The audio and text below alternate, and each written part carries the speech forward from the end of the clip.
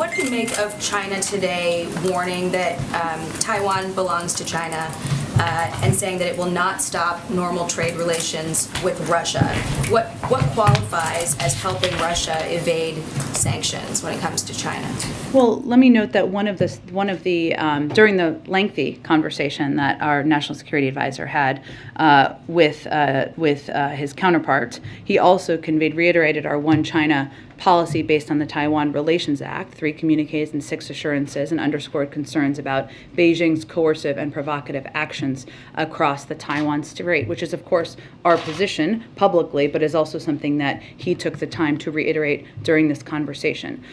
There are a range of sanctions we obviously have in place, and we watch, of course, if there's a violation of those, and we also watch if there is support provided for the military invasion of another country. I don't have any assessment of that to provide to you today. It sounds like secondary sanctions are on the table if China is found to be helping Russia either militarily or economically in this war.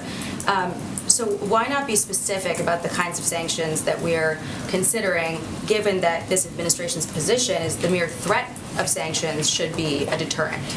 Well, we're going to have those conversations directly with China and Chinese leadership, not through the media at this point in time. I would note that when our national security advisor was having his meeting yesterday, he was very direct about the consequences.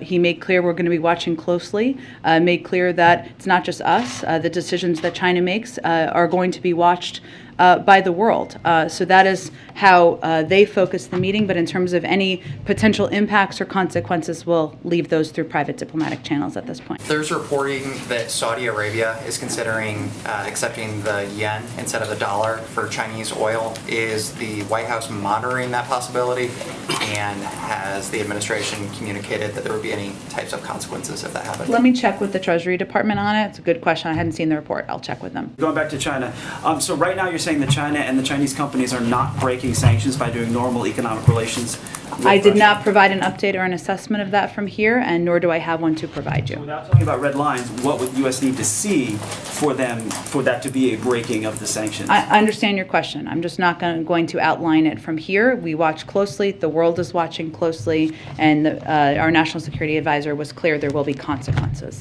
should they violate our sanctions. Thank you, everyone, so much.